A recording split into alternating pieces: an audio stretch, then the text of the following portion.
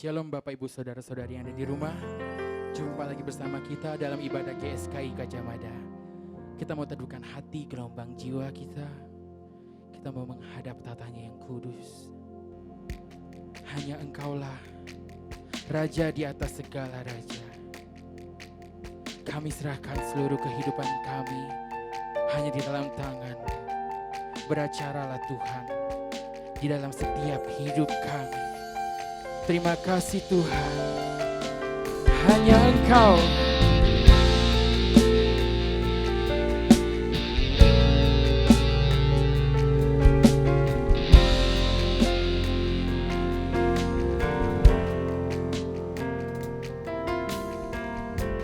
Ku datang Tuhan,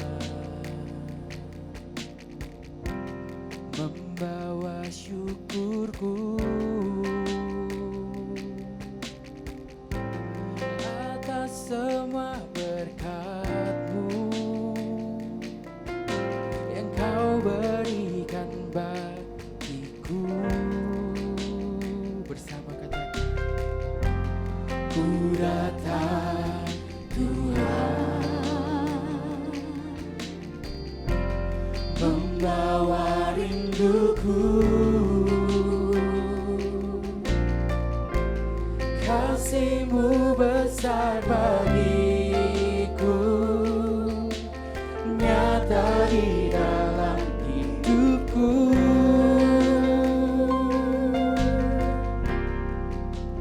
Hanya Kau, hanya Engkau, Raja di atas segalanya, tiada seperti-Mu. Hanya Kau, hanya Engkau, yang bertata di hidupku. Jadilah kehendak-Mu dalamku.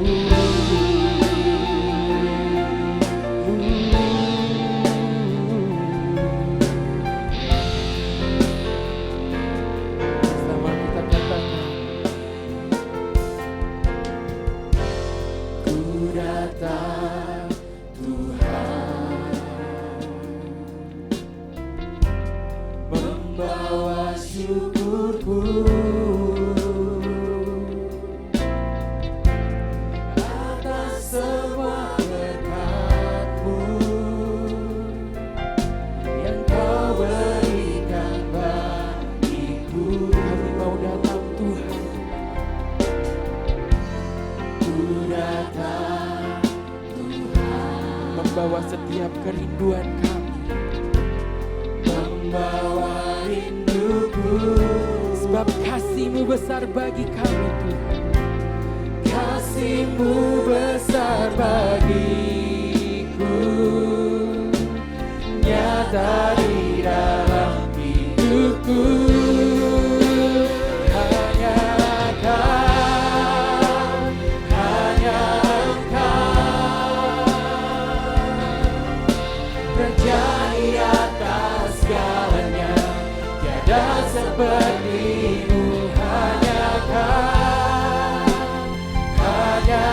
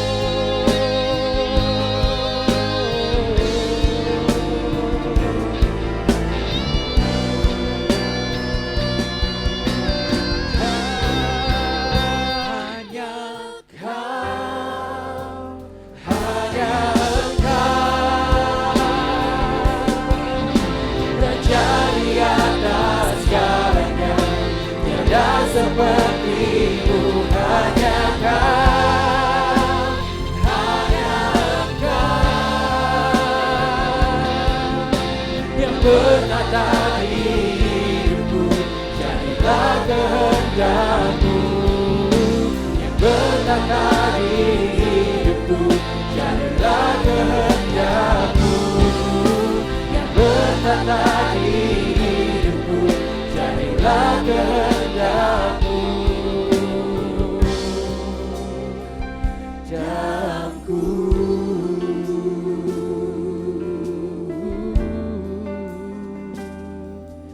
Di dalamku Tuhan, hanya Engkau Tuhan, Raja di atas segala raja. Haleluya, bertata di hidupku Tuhan. Haleluya, haleluya, terpujilah Kau Tuhan. Oh,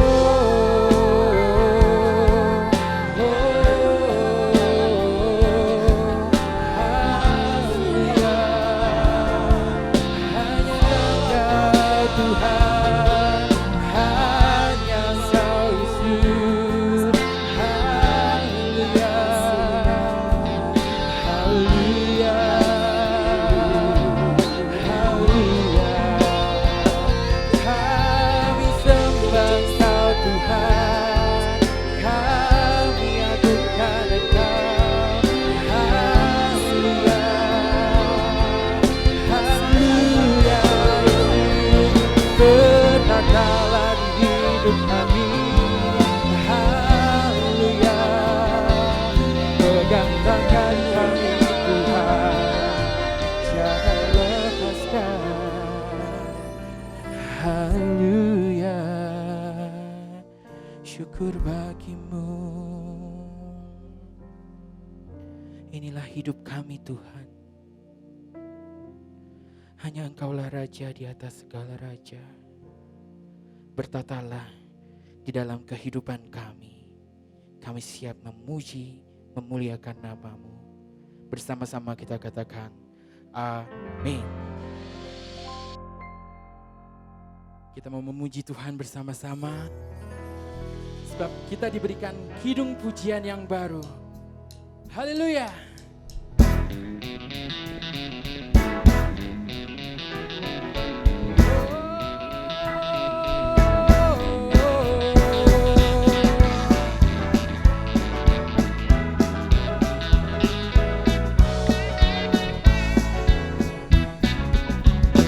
Diberikan kidung baru oleh Yesus Tuhanku, iramalah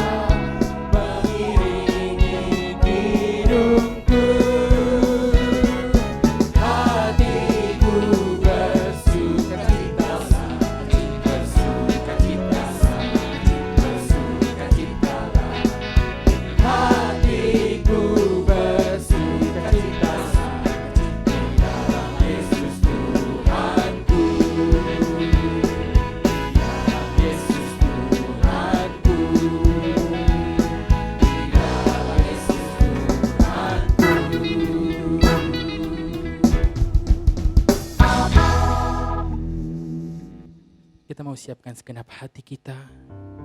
Kita mau dibentuk oleh firman yang akan disampaikan oleh hamba-Nya.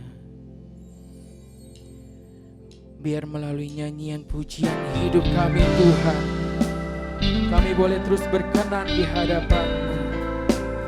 Sebab Engkau yang telah memilih kami Tuhan. Terima kasih Yesus. Haleluya.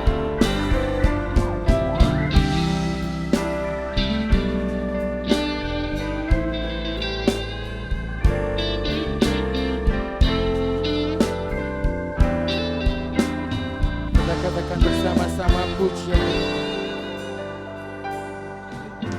Kau pilih untuk jadi anakmu. Aku yang berdosa penuh celah, hanya oleh anugerah kemurahan-Mu Kau jadikan ku ahli waris-Mu.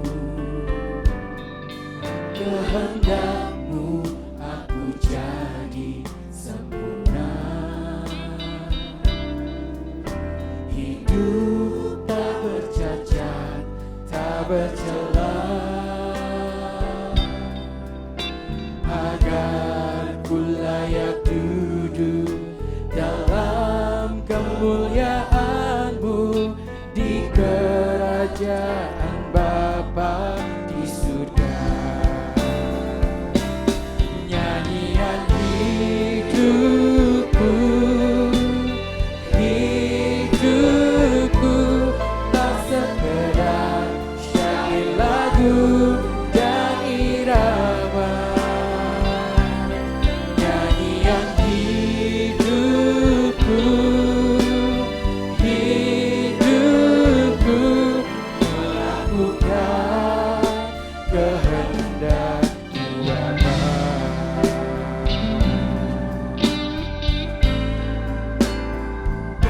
Kita mau lebih tulus dan sungguh lagi nyanyikan pujian ini dari awal. Katakan Kau pilih Tuhan.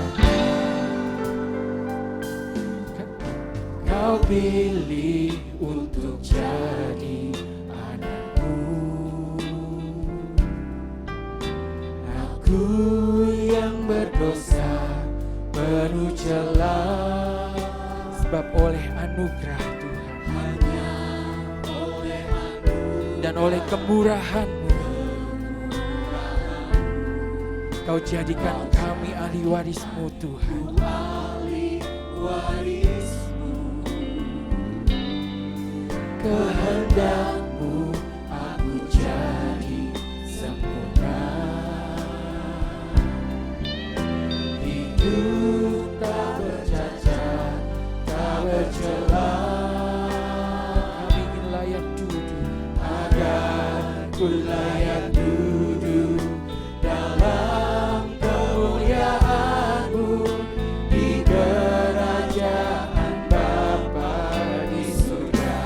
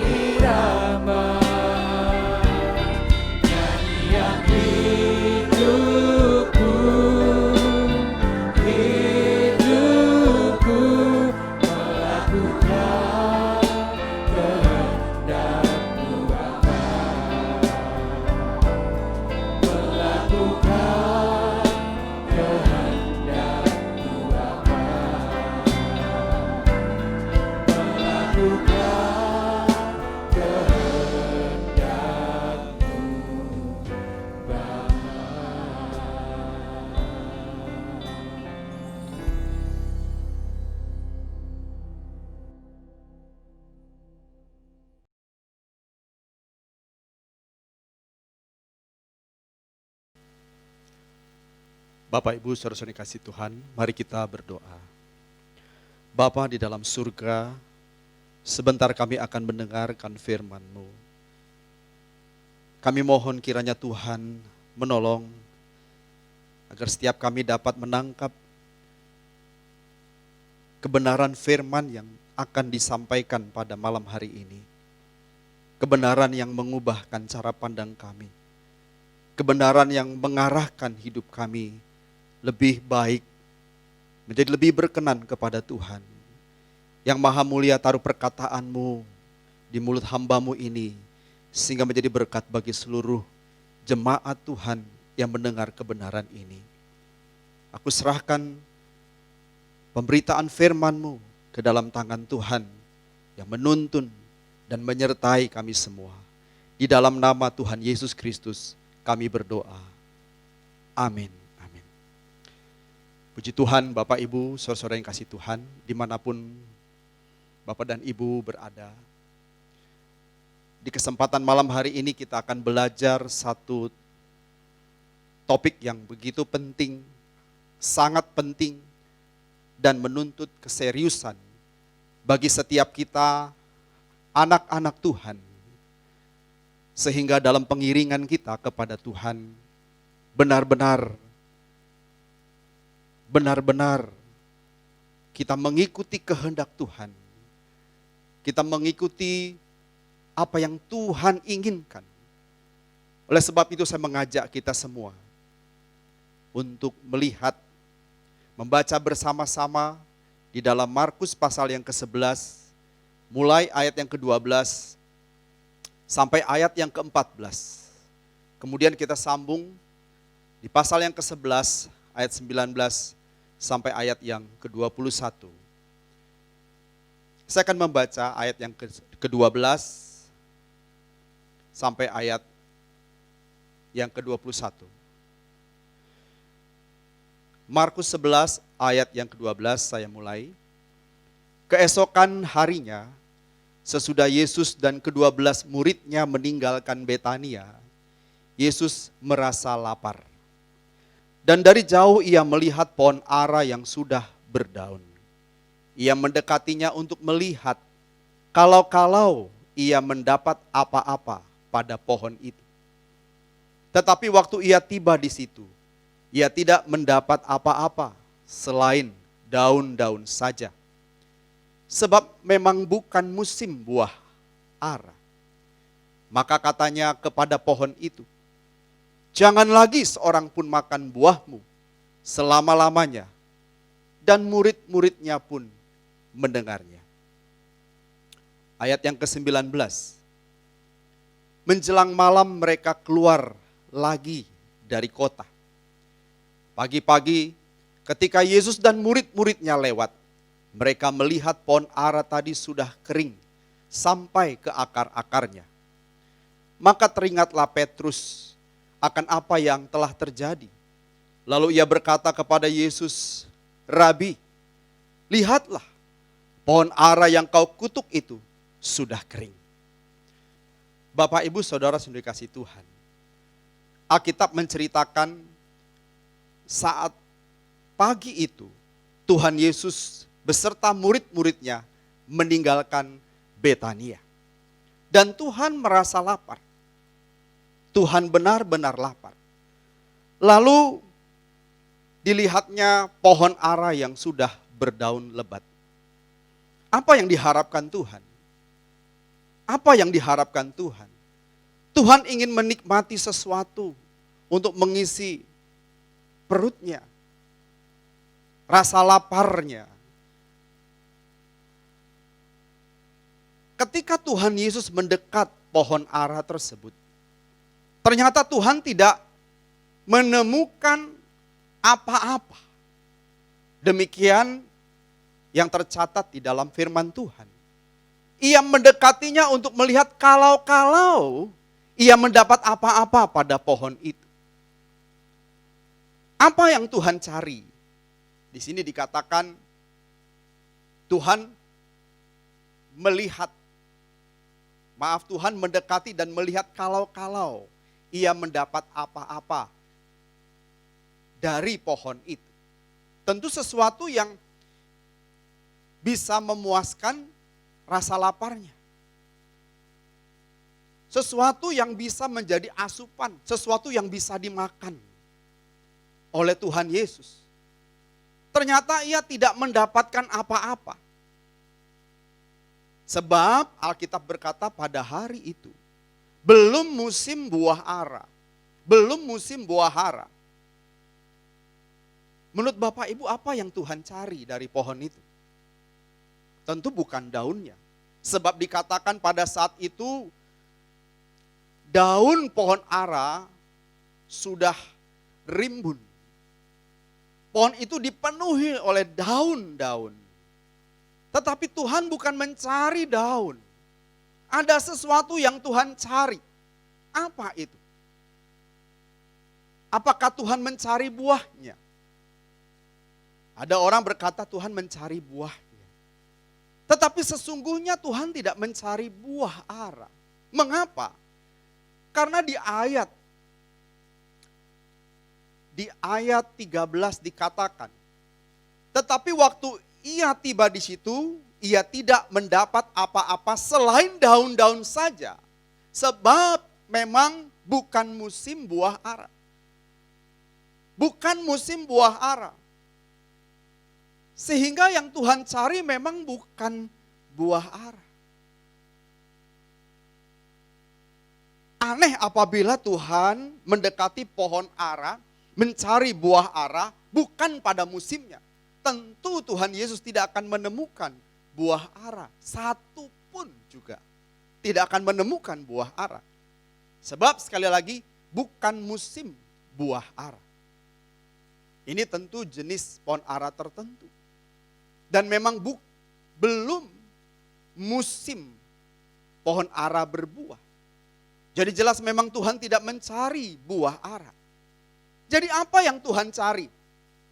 Tuhan ingin mencari dan menemukan apa-apa. Di ayat 13 dikatakan, ia mendekatinya untuk melihat kalau ia mendapat apa-apa. Nah, apa-apa itu apa? Orang Batak itu senang dengan kata apa-apa. Kok begitu? Iya.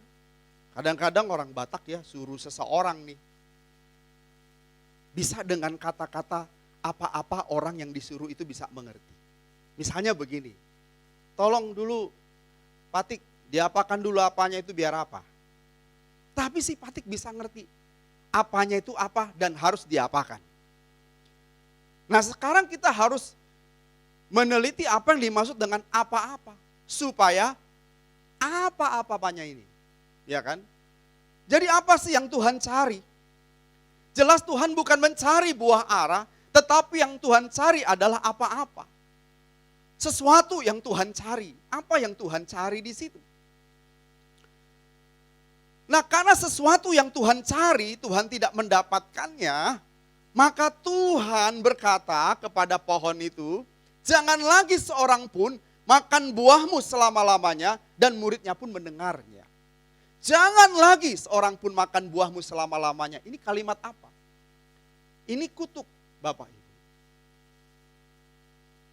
Ini kutuk. Itu sebabnya ketika esok harinya, menjelang malam mereka keluar dari kota, pagi-pagi ketika Yesus dan muridnya lewat, mereka melihat pohon ara tadi sudah kering sampai ke akar-akarnya. Waktu Tuhan datang, pohon ara itu masih segar, tegar berdiri. Tetapi esok harinya setelah Tuhan berkata, mulai saat ini jangan lagi seorang pun makan buahmu selama-lamanya. Esok harinya pohon itu kering.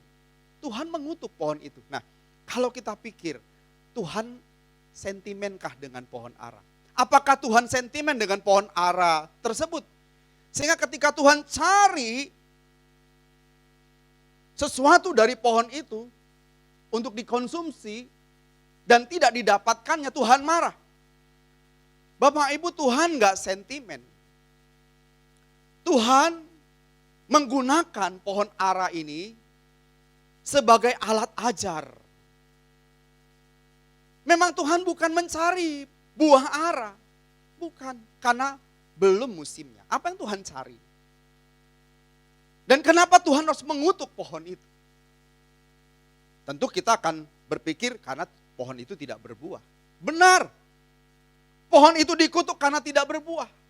Tetapi masalahnya belum musim buah ara. Nggak fair dong, Tuhan mengutuk pohon ara saat pohon ara itu belum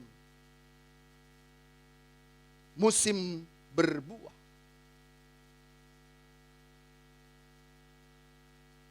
Sekali lagi saya mau mengatakan bahwa pohon ara ini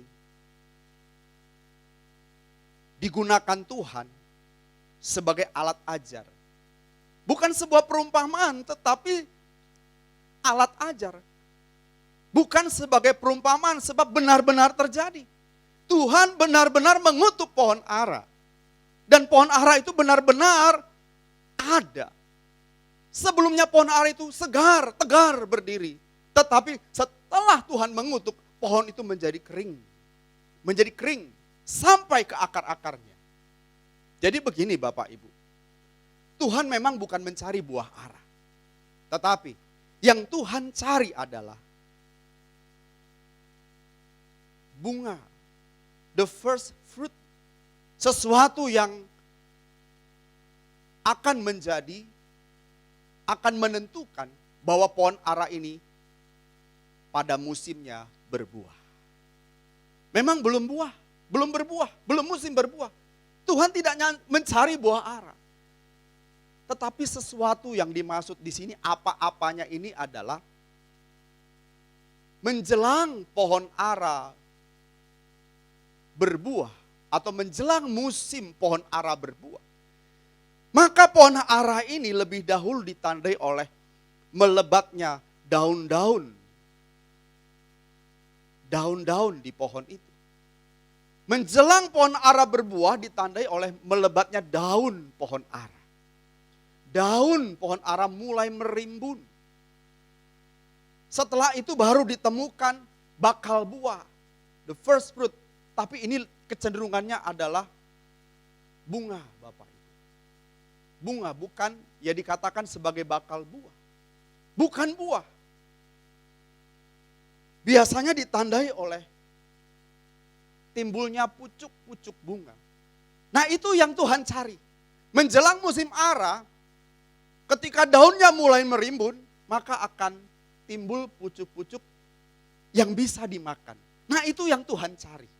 Dan Tuhan cari apa-apanya itu adalah pucuk-pucuk bunga dari pohon ara menjelang musim pohon ara berbuah. Bukan cari buah ara. Dan Tuhan tidak menemukan. Dengan begitu Tuhan mengutuk pohon itu. Sebab begini Bapak Ibu. Kalau menjelang musim pohon ara berbuah tetapi pohon itu tidak mengeluarkan pucuk-pucuk bunga, the first fruit, pohon ara itu dipastikan tidak akan berbuah. Pohon ara itu dipastikan tidak akan berbuah. Nah ini menjadi sebuah alat ajar atau bahan ajar. Sekali lagi bukan perumpamaan. Dan Tuhan mengutuk pohon ara memang. Karena Tuhan bukan mencari buahnya. Tetapi pucuk bunga yang bisa atau tunas-tunas yang bisa dinikmati oleh Tuhan. Yang bisa dinikmati. Dan benar memang bisa dimakan. Jadi pohon ara ini tidak akan pernah berbuah. Karena menjelang musim buah ara, dia tidak menunjukkan atau mengeluarkan pucuk-pucuk bunga. Sebagai bakal buah atau buah awal menjelang musim pohon ara berbuah. Pelajaran yang kita dapatkan dari pohon ara yang dikutuk oleh Tuhan ini adalah bahwa Tuhan menghendaki kepada kita setiap orang percaya agar menghasilkan buah. Agar menghasilkan buah. Buah itu menuju kepada pencapaian. Sesuatu yang dihasilkan. Sekarang kalau Bapak Ibu menanam pohon buah, katakan buah mangga di depan rumah, apa yang Bapak Ibu harapkan? Pohon itu ditanam, diberi pupuk, dirawat sebaik-baiknya, disiram, lalu terus-menerus diberikan pupuk yang baik, dirawat. Tujuannya apa? Oh, tujuannya Pak, supaya pohon itu nanti besar, daunnya lebat, ademlah rumah kita. Apakah itu? Tujuan kita adalah untuk memperoleh buah, memetik hasil dari pohon itu, yaitu buah. Berbuah merupakan suatu tanda, Bapak Ibu, yang membedakan antara ciptaan Allah dan buatan tangan manusia. Yang dibuat oleh manusia tentu tidak bisa berbuah. Sedangkan yang dibuat oleh Allah pasti berbuah. Sekarang ini kan banyak pohon-pohon artificial, pohon palsu. Pohon-pohon yang dibuat oleh tangan manusia mirip dengan pohon aslinya. Katakan misalnya pohon pisang. Lalu ada buahnya ditaruh di situ, ditempel di situ. Persis pohon pisang. Persis sekali. Tetapi begitu kita mendekat, kita sentuh, kita raba, pohon itu ternyata buatan tangan manusia. Nah, pohon artifisial tidak bisa berbuah dengan sendirinya. Tetapi pohon sungguhan, pohon yang diciptakan oleh Tuhan, pohon yang dibuat oleh Tuhan, itu bisa berbuah. Buatan Tuhan pasti berbuah, berbeda dengan buatan manusia. Itu sebabnya Tuhan berkata di dalam Yohanes 15 ayat yang kedua, setiap ranting padaku yang tidak berbuah, dipotongnya, dan setiap ranting yang berbuah, dibersihkannya, supaya ia lebih banyak berbuah. Perhatikan, setiap ranting padaku, pohon yang diciptakan oleh Tuhan, pohon yang dirawat oleh Tuhan, yang tidak berbuah, dipotongnya. Tetapi setiap ranting yang berbuah, dibersihkannya. Supaya apa? Supaya lebih banyak berbuah. Nah, pohon ara yang dikutuk ini, jangankan berbuah, tanda-tanda bakal berbuah saja tidak. Saya ulangi ya, pohon ara yang dikutuk Tuhan ini, jangankan berbuah, buah yang bisa dinikmati oleh Tuhan, buah yang bisa dinikmati oleh manusia, oleh sesama manusia, tidak berbuah.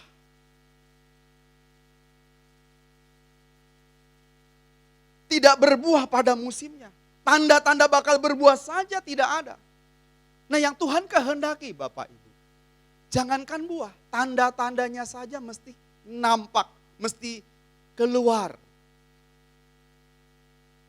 Jadi kalau kita manusia, orang percaya, tidak menghasilkan tanda-tanda akan berbuah, untuk apa kita?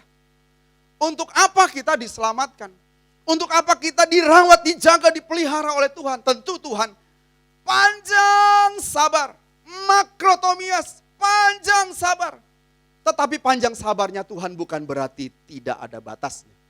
Tuhan benar panjang sabar, tetapi bukan berarti panjang sabar Tuhan itu tidak ada batasnya. Ada batasnya. Makanya dikatakan, saya ulang membaca, Yohanes 15 ayat 2. Setiap ranting padaku yang tidak berbuah, dipotongnya. Ranting yang padaku. Tuhan sebagai pengusahanya. Tuhan yang mengusahakan. Tuhan yang memelihara. Tuhan yang memberi pupuk. Dan kalau tidak menghasilkan buah, dipotongnya. Namun setiap ranting yang berbuah, dibersihkannya. Supaya apa? Supaya ia lebih banyak berbuah. Kalau tidak ada tanda-tanda bakal berbuah, untuk apa? Untuk apa sebuah pohon ada di depan rumah kita, kita rawat, kita beri pupuk, kita jagai, tetapi tidak menghasilkan buah. Bahkan tanda-tanda ada bunga yang menunjukkan pohon ini akan berbuah. Tidak dihasilkan. Untuk apa pohon itu ada di situ? Setiap hari menghisap zat hara dari tanah, tapi tidak menghasilkan buah. Bahkan tidak akan pernah berbuah. Untuk apa kita, saudara dan saya, diselamatkan oleh Tuhan, tetapi kita tidak pernah menghasilkan buah. Tanda-tanda yang Tuhan harapkan, tanda-tanda yang Tuhan harapkan, ini bakal berbuah nih, ini bakal berbuah nih.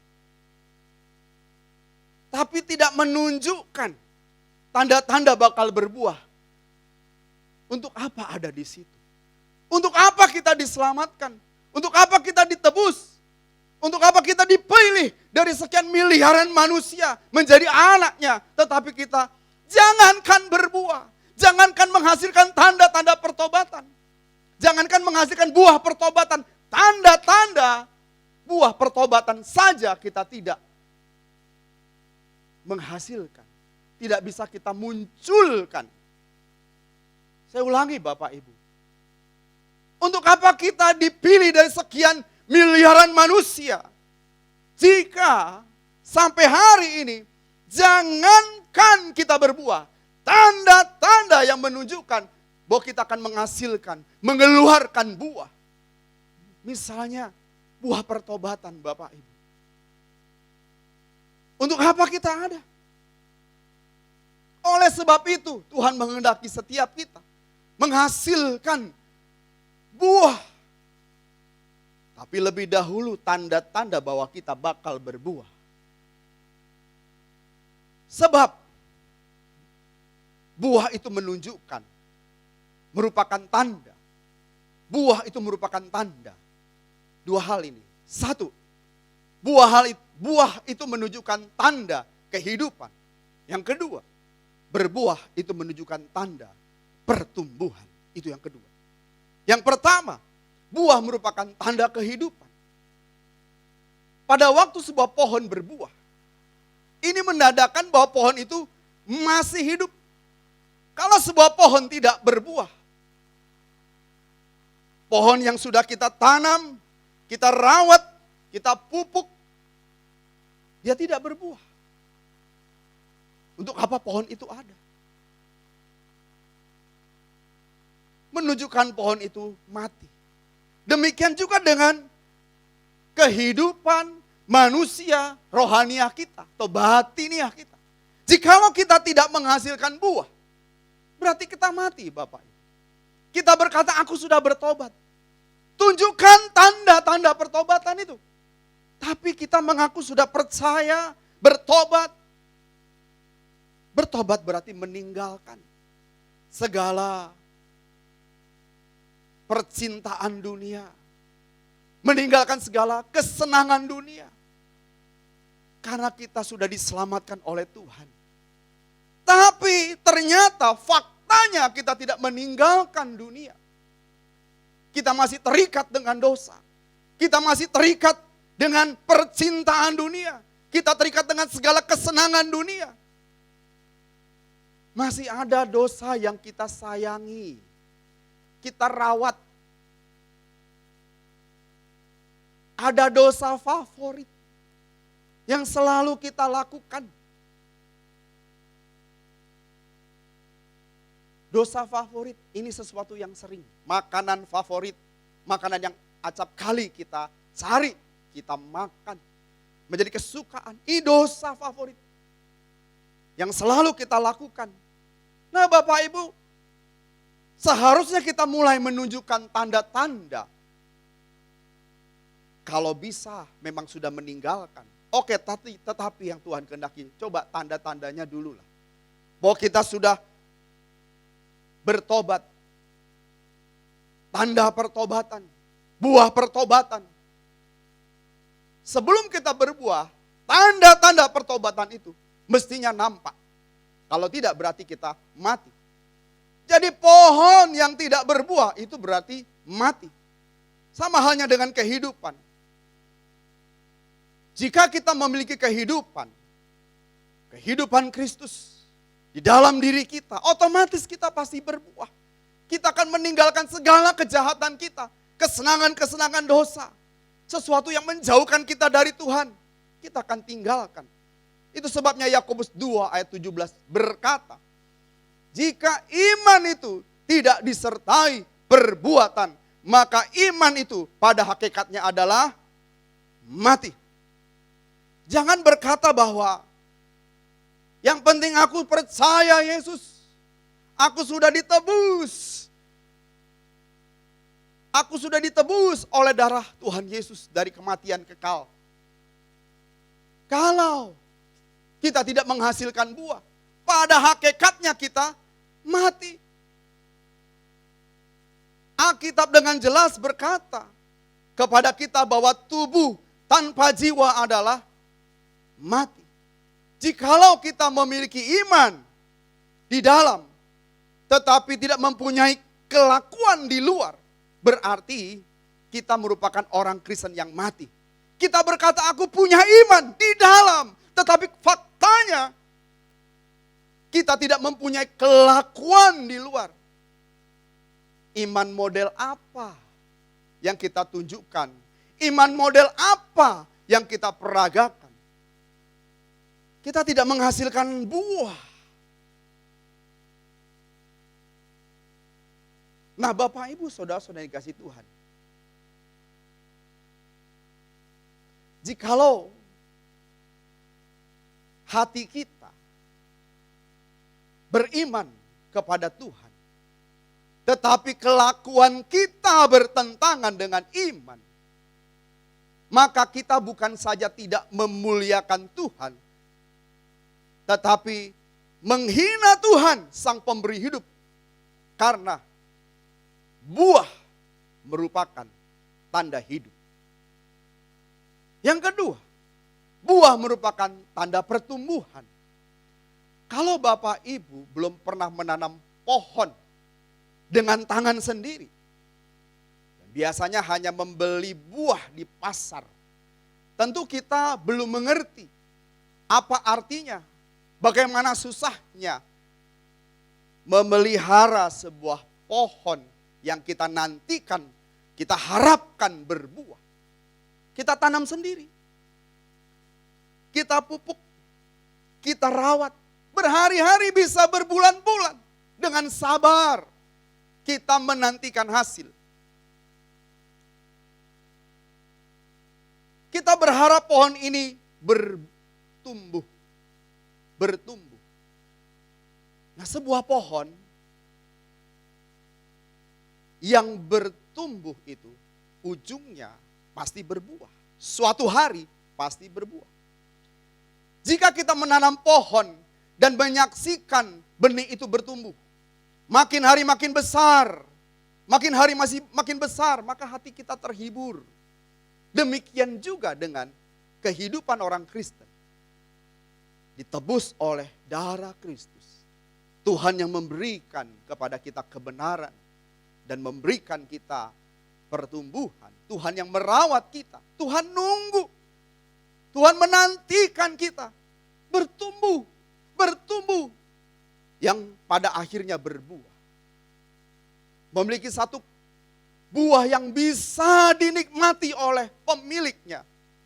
Tuhan menantikan kita berbuah supaya Tuhan bisa menikmati kita, Bapak Ibu. Tuhan ingin menikmati kita. Yang pasti bukan kita yang menikmati buah dari yang kita hasilkan. Buah yang kita hasilkan. Tuhan dan sesama kita yang menikmati buah yang kita hasilkan. Paulus berkata kepada jemaat di Galatia dengan suatu ilustrasi. Dalam Galatia 4 ayat 19. Hai anak-anakku, karena kamu aku menderita sakit bersalin. Sakit bersalin ini sebuah ilustrasi. Seperti orang yang sakit bersalin hendak melahirkan seorang anak. Paulus menantikan mereka yang dimuridkan itu untuk menghasilkan buah. Ayat berikutnya, kalimat berikutnya. Sampai rupa Kristus menjadi nyata di dalam kamu. Saya ulang membaca. Galatia 4 ayat 19. Hai anak-anakku, karena kamu, aku menderita sakit bersalin lagi, sakit bersalin lagi. Sampai rupa Kristus menjadi nyata di dalam kamu. Rasul Paulus membuat sebuah ilustrasi seperti seorang wanita yang sakit bersalin. Dia mengharapkan murid-murid yang diajar, yang dididiknya menghasilkan buah. Buah apa? Sampai rupa Kristus menjadi nyata di dalam kamu. Nah, itu berbuah. Dia menantikan murid-muridnya bertumbuh. Sampai rupa Kristus menjadi nyata. Tuhan juga begitu. Menantikan kita bertumbuh. Nah, pohon ara yang dikutuk menunjukkan sikap Tuhan yang amat serius. Ini menjadi bahan ajar bagi kita. Sebagaimana pohon ara dikutuk Tuhan dan menjadi kering, kita pun akan begitu. Dikutuk Tuhan jikalau kita tidak bertumbuh dan tidak berbuah. Maka itu kita harus berbuah. Berbuah atau mati. Berbuah atau mati. Tuhan menghendaki kita bisa dinikmati Tuhan.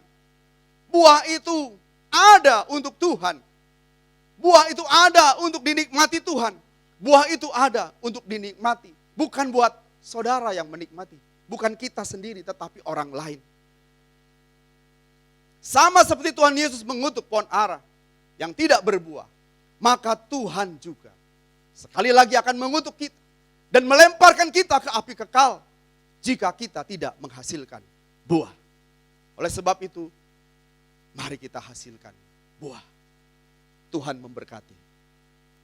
Amin. Mari kita berdoa. Bapa di dalam surga, terima kasih untuk kebenaran firman-Mu yang menegur kami. Kebenaran-Mu mengingatkan kami semua supaya kami menghasilkan buah. Hari ini Tuhan, kami masing-masing melakukan evaluasi kepada Tuhan. Oleh karena sabda-Mu yang datang kepada kami. Sudahkah kami menghasilkan buah? Kami harus berbuah atau kami mati. Seperti pohon ara yang terkutuk. Oleh karena tidak menghasilkan buah. Jangankan buah. Tanda-tanda bahwa pohon itu bakal berbuah pun tidak. Tuhan, jikalau Engkau melihat keadaan kami seperti pohon ara yang tidak menunjukkan tanda-tanda bakal berbuah, Tuhan tolong kami. Tuhan tolong kami. Pulihkan kami. Kami bersedia Tuhan rawat kembali. Kami bersedia Tuhan pelihara hidup kami. Tuhan, kami ingin, kami rindu.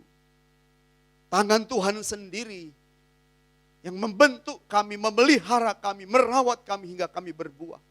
Maafkan kami Tuhan jikalau kami seringkali menolak ketika Tuhan hendak merawat kami. Supaya kami menghasilkan buah. Tuhan tahirkan setiap kami, kuduskan setiap kami.